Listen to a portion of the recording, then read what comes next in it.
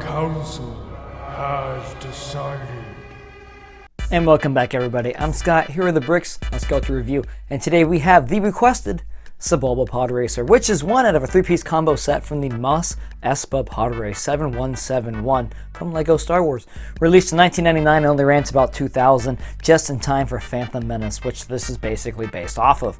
In this set, you got 3 Podracers, 2 which I don't have. Well, I kind of do. First, you get Sebulbas Podracer, which we have here. You also get Gasconos, which I still have in the box, haven't built that one. And I'm currently missing Anakin's Podracer. I have the 20th anniversary version, but I don't have the original 1999. I'm trying to get that one as we speak. This wonderful 3-piece combo retailed at $90 when it originally launched for 896 pieces, which, if you were to think about this in today's LEGO market, actually isn't that bad of a deal. You get 3 vehicles and 10 minifigures with the whole set, plus a bunch of cool little add-ons as well. And I think that's a pretty damn good deal for $90. You can pick this up today very easily for a modest $100 in the low end for used, and if you want to get it brand new, about $250 to $300. Yeah, it varies in price. I kind of buy these all separately. I didn't buy the whole box set itself. That being said, I paid probably around $35 for this set and $20 alone for the Sebulba minifigure. I bought this at Atlanta Brick Company, so they sold them both separately, and that's how I got this.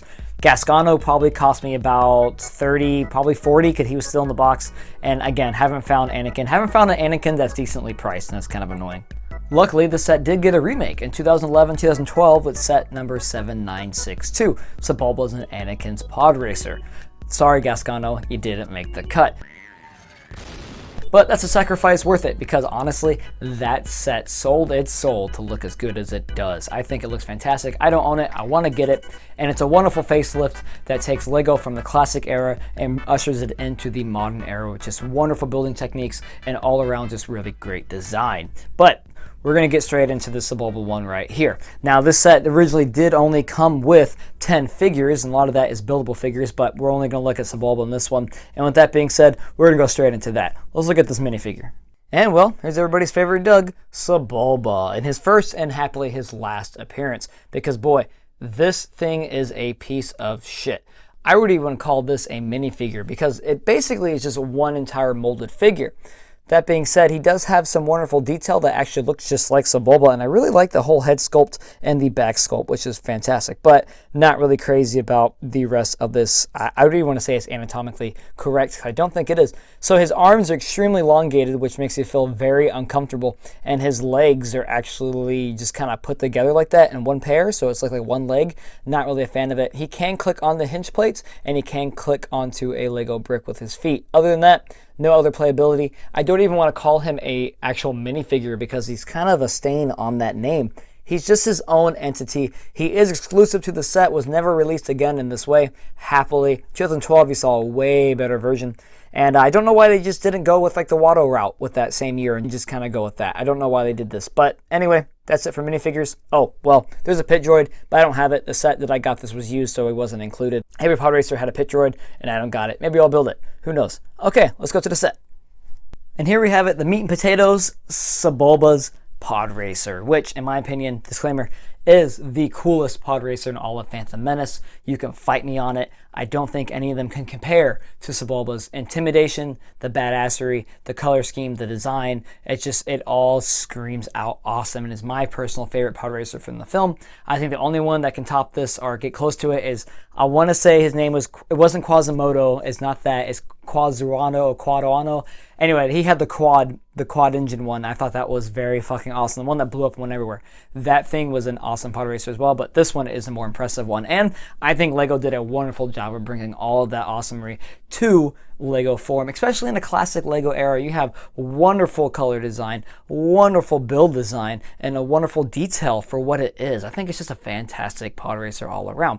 That being said, it does come in an orange and black, just like Sebulba's, which I think looks very fantastic. It's actually called bright orange and a normal black, which goes well. Got your normal stone grays, got your normal grays, and you have this wonderful build frame here, which going into the build of itself is all based upon this wonderful santan structural design, which kind of keeps everything going. Now, why they went with sand tan is because obviously you're going to blend in with Mos Espa and Tatooine, so you're going to go with sand because these things are floating. Nowadays we get transparents, which it does. I do like the transparents. I'm not mad about it, but I kind of do prefer the sand tan, obviously, a little bit because it does give that classic design. And I don't know, I think it blends in kind of well. But this serves as your main support beam. It does have some 2x4s in the bottom, which kind of hold up everything else. And it's very sturdy. The engines themselves are kind of wonky. They do have some shakiness to them. And the ending pod itself is actually a big, nice, solid piece of Lego. But overall sturdiness and build-wise, it's actually pretty good. His engine pieces are finger locking, so they can adjust, and it falls apart. Fuck! So I might have spoken a little bit too soon. Obviously, it is a little wonky in some spaces, as you can tell with that recent incident with the engine. But we're going to get back on track here. It does have some savability in the most part of the set, but I really want to point out is that it has some awesome printed pieces. Like this one, and this one. That one, and those ones, and that one. And those printed pieces all come out very well and it adds extra detail, which I really enjoy. Some of them are actually repeats from the other previous Star Wars sets. Like I know for a fact that these ones right here are going to be the actual same ones from the droid Starfighter, which of Vulture droids basically. I know they use the same ones on those, and they probably reuse them in multiple sets, which I'm always a fan of printed pieces, especially when they have this amount of detail to them. Over stickers will always take that. That being said, the set does have some playability. You can do this, you can do this, and you can do this. I lost the other one, or it didn't come with that. Now there are a few other things I really enjoy about the set, and that's going to be first right here with the translucent orange pieces right here. They brick with shafts. I really enjoy these pieces. I always call them just cannon pieces because they're used most likely for guns or cannons on most Star Wars sets growing up. They're very nostalgic for me. I really enjoyed them, and I just love having them in that translucent orange. It's very fantastic. And it gets the, what are those, the couplings, power couplings? It really gets it that nice vibe, and I really enjoy that as well. I also really enjoy these piping over here. I think it looks fantastic, and it really does tie a lot of the set together. I do wish they kind of put some different pieces on here to make it look sloppy, a little bit cleaner, so we can have the ends of these kind of carried away. And I really enjoy the chrome piece. You don't get a lot of chrome pieces in Lego anymore, and that chrome piece is just fantastic. I really enjoy it. Now, all you have to do is take your really shitty Sebulba figure and you just kind of put them right in here. I think I have this a little bit too far back, and the piece is gone now. And boom, Sebulba's in, and you are ready to go in pod race. Very fantastic set. I mean, for what it is, okay? Yeah, I mean, I could say that, but obviously it's going to fall apart on me, but it is, for what it is, for 1999 Pod Racer, it's very fantastic, and I really enjoy it. I love having it, and hopefully I can get the rest of them as well. Now, there is one thing else I am forgetting, and the last part of this whole set is the, I'm going to guess this is a pit area, or support or accessory to the Pod Racer. Don't really know where it goes or what it does. I do believe you probably put your tools right here, and the pit droid stays right there, and you can have them come in for a pit stop. That's what I'm assuming that it is. Again, don't have the full set, so I can't really tell you. And I think I'm probably missing some tools that which go on this set as well. The pit droid would be stationed here, and your allies would as well. Anakin gets one, but he honestly has a lot more of a prep team to come with him, so they come with more figures. Sebulba just has himself. So that comes with every Pod Racer, and this is with Sebulbas with the black and white flags. Kind of cool, kind of wish I was orange, but I guess this is what it was in the movies. Gonna have to go back and fact check. But that's pretty much it for the rest of the set.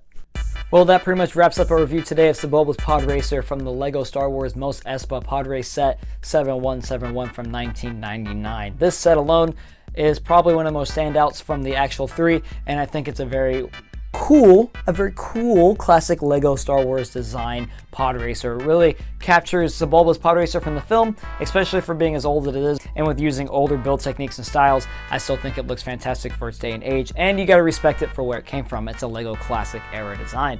Obviously there are better versions with the remakes, but if you're gonna go this route, go classic, I recommend buying it by itself. Don't know if you want to buy the whole set. It'd probably be cheaper to buy this separately.